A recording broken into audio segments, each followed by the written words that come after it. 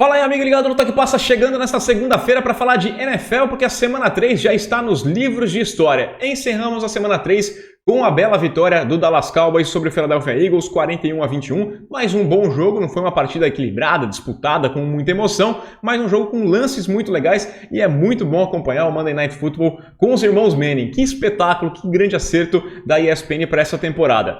Vamos falar disso aqui, vamos falar de algumas notícias também, temos discutir um pouquinho sobre o Matt Nagy e eu quero a sua participação. Deixa aí o seu comentário, vi gente também, até calma aí, viu? Ah, você falou mal de tal jogador, nem vou assistir mais o vídeo. Não, não é assim não, às vezes a gente fala, dá uma opinião e é bom essa interação, tá? Eu já fui convencido por vários comentários que vocês deixaram aí na caixa de mensagens aqui embaixo, então deixa o seu comentário aqui embaixo, vamos aumentar esse debate, curte o vídeo, assina o canal, compartilha o Toque Passa e vamos nessa então, roda a vinheta.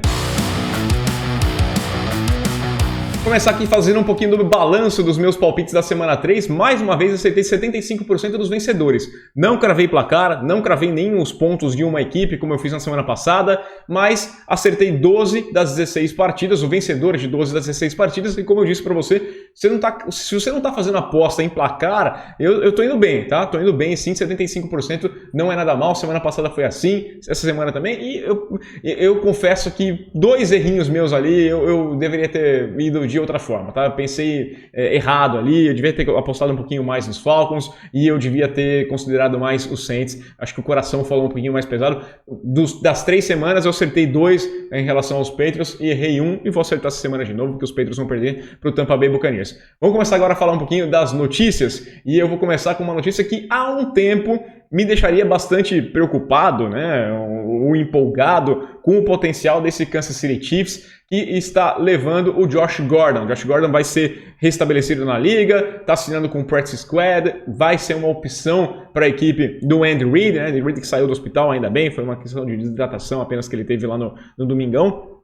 Mas eu tenho dúvidas de que Josh Gordon é esse que chega lá no Arrowhead Stadium, né? No estádio da equipe do Kansas City Chiefs, porque ele está com 30 anos, ele vem de longos e longos períodos de suspensão, várias vezes para e volta, um cara que tinha muito talento, mas a gente não sabe quem é esse cara mais agora aos 30 anos e por quanto tempo ele vai ficar na equipe do Kansas City Chiefs, porque essa, infelizmente, é a história do Josh Gordon. Eu sei que os Chiefs estão procurando alguém para jogar do lado do Tyreek Hill. O Sammy Watkins fazia esse papel muito bem, mas ele saiu na Free Agents. Não está dando certo com o Hardman. O Robinson também não está conseguindo trazer aquilo lá. O Pringle também, alguns drops desse ataque. Então, o Josh Gordon pode ser essa pessoa, mas eu não sei se ele vai ser esse cara por tudo que passou. Eu acho que a NFL trabalhou muito mal a situação do Josh Gordon no passado, porque é um cara que tinha uma doença, uma dependência química, é um problema, não era simplesmente o fato de suspender ele pronto, tirar ele do que ele sabe fazer. Eu acho que deveria ter trabalhado de uma forma melhor, até dar um exemplo para a sociedade, como você lidar com casos desses, mas não foi assim que a NFL fez e também o Josh Gordon não se ajudou em muitos momentos. Vamos ver. É uma contratação interessante, mas uns anos atrás me deixaria muito mais empolgado com esse ataque da equipe do Kansas City Chiefs, que, olha só, hein, tá 1-2, tá na lanterninha da sua divisão. Quem diria isso aqui há um mês? Agora vamos falar um pouquinho sobre Tom Brady e Bill Belichick, que esses dois vão monopolizar os noticiários nos próximos dias, né? Afinal, nesse Sunday Night, ou nesse próximo domingo, o Sunday Night Football é entre Tampa Bay Buccaneers visitando a equipe do New England Patriots lá no Gillette Stadium em Foxborough. É a volta do Tom Brady à sua velha casa. Ele também deu entrevista, ele falou que vai ter muitas memórias, que ele conhece o estádio inteiro, que ele conhece todo mundo lá, que ele vai ser estranho estar do outro lado da sideline, né? Mas ele também falou que ele não tá indo para buscar memória lá, ele não tá indo para passear, não tá indo para ver, ele tá indo para conquistar uma vitória, porque até a situação da equipe do Tampa Bay Buccaneers exige isso. Não tem como você ficar pensando em outra coisa a não ser ir enfrentar uma ex-equipe que seja e vencer esse jogo depois de ter perdido para os Rams de estar 1-2. Por mais que os Panthers, para mim, ainda não sejam de fato uma ameaça para a vitória, para a conquista do Tampa Bay Buccaneers, eles têm que pensar sim na divisão e também pensar no bye. Tem que pensar em toda a conferência, não pode deixar os rivais dispararem na frente ali, porque o descanso na primeira semana é importante e desde a temporada passada apenas um time descansa nesta primeira semana.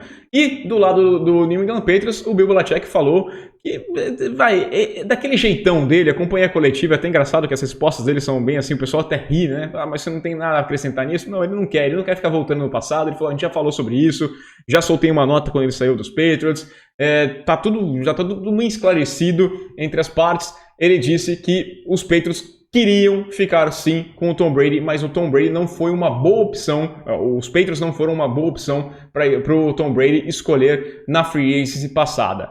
Lembra que o Brady sempre quer algo a mais, ele, além dessa história de time, da história toda que ele tem nos Patriots, ele queria conquistar título. Os Patriots em 2019 eram um time fraco e iam ter que ser um time ruim de novo em 2020 porque não tinha espaço. Os Patriots tinham que pagar o preço por ter em 5 anos, chegado em 4 Super Bowls e conquistado 3 títulos. Na era de salary cap, você tem que fazer algumas engenharias financeiras, jogar contrato para lá e passa ali para um ano passar fome, passar necessidade com um time fraco e apanhando. E o Brady não queria isso. O Brady sabe que o relógio está contando contra ele, ele quer conquistar o máximo de títulos possíveis. Tinha o Tampa Bay com um belíssimo time maravilhoso para chegar e ganhar. Ele chegou lá e ganhou e foi campeão em New England. Esse ano poderia ser um ano melhor para o Brady, né? Eu acho que se ele tivesse lá, tivesse feito um trabalho melhor aí com o dinheiro todo que os Patriots têm, poderia ser um ano melhor. Mas eu não acho que ele não ia querer passar uma temporada como a de 2020. Lá não tem a chance de ganhar outro lugar. Você não sabe qual que é a situação, qualquer lesão pode acabar com a carreira do Tom Brady a qualquer momento. Então, fez certo. Eu acho que não tem que ficar tendo essa birrinha, não. Por mais que a gente tenha aí o Alex Guerreiro, o pai do Brady falando de rancorzinho pra lá e pra cá, desses dois personagens a gente não vai ver. Durante a semana eu vou fazer mais vídeos falando desses dois, até aquela discussão clássica, né? Quem que é responsável pelo quê? A gente faz aqui no Toque Passa também. Quero a sua opinião, deixa o seu comentário, o que você acha dessa novela Brady e Belichick. Agora eu tenho que entrar num assunto um pouquinho mais sério, porque eu tenho que meter o pau no Matt Nagy. E eu vou meter o pau no Matt Nagy por quê? Porque ele falou que todo mundo está sendo considerado para ser quarterback titular. É basicamente isso, tá? Todo mundo, você, eu, todo mundo está sendo considerado para ser quarterback titular na semana 4, o jogo contra o Detroit Lions, depois da derrota para o Chicago Bears por 26-6 no último domingo. Ele falou que o Fields está sendo considerado, o Andy Dalton, dependendo da condição física, e até o Nick Foles, o terceiro quarterback de Chicago, estão na briga para ser titular na próxima semana. E o Matt Nagy é um brincalhão. Eu cravei no meu Twitter lá quando o Justin Fields vai ser titular, eu falei, agora começou uma nova era, não vai ter volta atrás. Eu falei assim, vai sim. Se o Andy Dalton tiver condições físicas, nas próximas 3 semanas ele volta a ser quarterback titular. Porque é assim que o Matt Nagy quer. Eu estou tentando evitar palavras fortes, mas tem um quê, sabe, de mau caratismo no que o Matt Nagy fez com o Justin Fields no final de semana. Ele foi enfrentar uma defesa maravilhosa com o Myles Garrett, com o Jadeveon Clowney, uma defesa com um potencial enorme, e das 20 tentativas de passe do Justin Fields, ele teve proteção de 5 jogadores, o mínimo de jogadores protegendo o Justin Fields contra uma defesa como a do Cleveland Browns. Não faz sentido. No segundo tempo, em 3 jogadas, em 3 tentativas de passe, ele recebeu o apoio de um cara a mais. Tinha 6 pessoas protegendo o Justin Fields. Ele teve 2 corridas desenhadas para ele, 2 jogadas preparadas para a corrida. Então, não faz sentido. O Matt Nagy ok. O Andy Dalton era o quarterback titular dele, ele tem um perfil de pocket passer, é um cara que vai ficar mais lá dentro com a proteção, e meu reserva é desse jeito. Você tem que preparar esquema para jogar com os dois, cara. Principalmente no domingo, quando alguém se machuca, você já tem que começar a pensar, semana que vem eu devo ter que mudar esse esquema. E por mais que os meus jogadores não sejam ideais para esse tipo de jogo mais móvel que o Justin Fields traz, eu tenho que adaptar o melhor possível. Ele não fez isso. Ele pegou o Justin Fields e colocou para jogar no time do Andy Dalton. Não ia funcionar, estava claro isso, e não funcionou. Por isso foram só 68 jardas passadas do Fields e 9 sacks. Não faz sentido. Vou trazer o exemplo aqui dos Ravens há um tempo, com o Harbaugh fazendo um belíssimo trabalho para colocar o Lamar Jackson. O Lamar Jackson era o quarterback reserva e o Flacco o titular. O Flacco um pocket passer, o Flacco se machuca, o Lamar entra E esse time preparado para um pocket passer começa a fazer adaptações e se encaixar para receber um jogador dinâmico, um jogador com uma característica diferente, que era o Lamar. Na temporada seguinte, mostrou, deu resultado, foi para os playoffs, perdeu a partida nos playoffs, mas o ano que vem, meu futuro aqui é com o Lamar, e vamos adiante. O Matt Nagy, se fosse no futebol brasileiro, se fosse naquelas histórias dos contratos do brasileiro, eu falaria que ele estava querendo ser mandado embora e para receber a multa rescisória e acabou. Porque é um absurdo o que ele fez. Ele foi irresponsável no final de semana com uma joia da sua franquia. A equipe dos Bears aposta no Justin Fields como o futuro da franquia, gastou uma escolha de primeira rodada, subiu no draft para pegar esse quarterback, então entende que ele é o futuro, não é o Andy Dalton, por mais que tenha dado contrato, não é o Andy Dalton, o futuro é o Justin Fields. E ele simplesmente foi lá e colocou o cara numa situação de extremo risco que poderia ter causado uma lesão séria ou então principalmente destruir a cabeça do Justin Fields para o futuro dele. A estreia dele foi péssima, não foi culpa dele, foi culpa do treinador. Então, o Nagy vem com esse papo agora que os três estão em consideração. Para mim, é aquela coisa que, sabe, que vendeu o problema para dar a solução, ele fez dar errado. Ele queria que o Justin Fields desse errado naquela partida e ele conseguiu muito bem isso daí. Então, é um absurdo. Para mim, o Matt Nagy tinha que ser mandado embora da equipe do Chicago Bears. Agora sim, vamos falar do Monday Night Football, né? A vitória do Dallas Cowboys sobre o Philadelphia Eagles, um jogo bem interessante, e eu vou começar pelo aspecto mais legal de todos, porque foi a volta do Dak Prescott ao AT&T Stadium, né? Ele passou aí, a última vez que ele tinha jogado no AT&T Stadium foi quando ele saiu com a perna balançando ali, com aquela lesão séria, e quem saiu agora seriamente lesionado foi a equipe do Philadelphia Eagles, vitória por 41-21, um atropelo do Dallas Cowboys com muitos pontos positivos. Esse Dallas Cowboys que está liderando a NFC Leste e se favorece também da perda lá do Fitz, né? Eu acho que o Washington vai ficar fora dessa briga e Dallas tem totais condições de andar tranquilamente para conquistar a divisão e voltar aos playoffs, por mais que o Mark McCarthy ainda tenha problemas em lidar com os ponteiros de um relógio, como a gente viu no final do primeiro tempo, mais uma vez. Parabéns, McCarthy. Você, olha, joinha, hein? Você não faz ideia do que está acontecendo. Trabalha melhor, pensa nisso. Já foi assim também lá em Green Bay, e agora 3 semanas com o problema do Mike McCarthy. Mais 2 vitórias, eu acho que foi uma bela partida. Vou falar um pouquinho mais do Dak, né? Porque, cara, ele foi 21 de 26, 278 jardas, 3 passos para touchdown. Poderia ter marcado o touchdown dele. Para mim, ele marcou o touchdown dele terrestre. Para mim, ele passou a linha e a arbitragem viu errado. As imagens também não eram conclusivas, mas o pouco que eu vi, acho que principalmente de cima, ele dava para perceber que ele tinha passado a linha com a bola. Eu teria marcado o touchdown. A arbitragem não tinha uma imagem assim tão clara que garantisse. Ficou a marcação de campo e ele teve esse prejuízo. Mas um jogo bem legal. Ele sofreu o fumble dentro da endzone, que acabou sendo um touchdown da equipe dos Eagles, mas o Dak foi muito bem e mostra um potencial muito bom. Esse ataque dos Cowboys é gostoso de ver jogar, porque você tem peças importantes como o CeeDee Lamb, o Amari Cooper.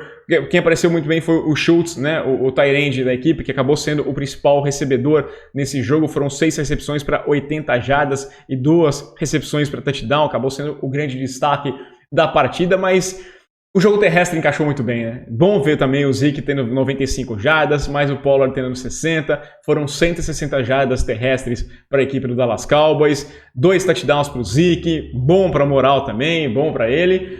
E dá uma respostinha para o Sirianni, né? O Sirianni com aquela camisa lá, Beat Dallas, para que aquilo, né? Seu time é fraco, seu time era o azarão. Você vai fazer uma provocação dessa? Aí virou piada aí, ó. Até o Dallas Cowboys falou, Beat by Dallas. Foi esse o problema. Não tem que fazer. Eu gosto, eu vejo esse time dos Eagles, eu imaginava uma tragédia nessa temporada. Eu imaginava que ia ser um time que ia jogar muito mal, que ia ter muitas derrotas, talvez um dos candidatos ali, não a 0-17, mas 1-16, 2-15, mas eu vejo pontos positivos. Eu acho que a defesa tem boas coisas para você olhar, o ataque tem boas coisas para você olhar. É um time que está mais encaixadinho do que eu imaginei que pudesse ser e com um futuro, com baita de um potencial, porque na temporada que vem, no próximo draft, tem muitas escolhas de primeira rodada, no futuro terá boas escolhas de primeira rodada, então tem muito potencial para crescer. Acho que é uma reconstrução bem legal do que está acontecendo em Filadélfia. Mas eu sigo com dúvidas com relação ao Sirianni. O Sirianni tem horas, eu falei que o Nagy parece técnico brasileiro querendo demissão, e o Sirianni tem horas que parece, sei lá, um Abelão, um Joel, um Felipão, do vamos lá, e tentar ganhar, fazer o time jogar bem por conta da motivação que você dá, um discurso. Eu acho que isso é uma coisa tão velha para o futebol americano, então nem se fala. Tá? Eu acho que ele é um cara mais do discurso, mais do vestiário, do que outros treinadores da NFL. Acho que o Sirianni seria hoje mais próximo de um Papai Joel que nós temos na NFL. Eu sei que eu tô apelando, tô falando pesado, a torcida dos Eagles vai meter o pau em mim, mas tem hora que ele parece muito mais do vamos lá, gente, do que de fato mostrar um trabalho. Destaque positivo também na defesa da equipe do Dallas Cowboys. Pro Micah Parsons, mais um bom jogo. O calouro tá mostrando aí que é enérgico de fato. E o Trevon Diggs, né? 3 jogos, 3 interceptações. 3 primeiras partidas do Trevon Diggs conseguindo interceptação. Isso não acontecia desde o Everson Walls lá em 85, segundo as informações passadas pela assessoria de imprensa da equipe do Dallas Cowboys. Um jogador começar a temporada com 3 interceptações, uma em cada um dos 3 primeiros jogos. Bem legal mesmo o Trevon Diggs, a defesa mostra um potencial. Não acho que o Dallas Cowboys ainda seja um time para brigar pelo Super Bowl, mas eu vejo esse time sim nos playoffs e talvez passando da primeira rodada, depende de quem vai conseguir essa vaga de wild card, né? Porque quem ganhar a divisão vai ser o wild card. E o que o Mike McCarthy vai fazer também com o relógio nos playoffs. É um papo para a gente ter lá na frente, mas eu estou gostando de ver as duas equipes. Acho que por mais que tenha sido atropelado, os Eagles saem com muitos pontos positivos mais uma vez. Né? O Javon Hargrave também é um cara bem legal de se ver. Foi ele que conseguiu o sack lá no Prescott e que acabou dando o touchdown pro Cox. E tem potencial, tem futuro sim. Eu quero saber a sua opinião. Deixa aí o seu comentário, curte o vídeo, assina o canal e a gente volta nessa quarta-feira. Aquele abraço!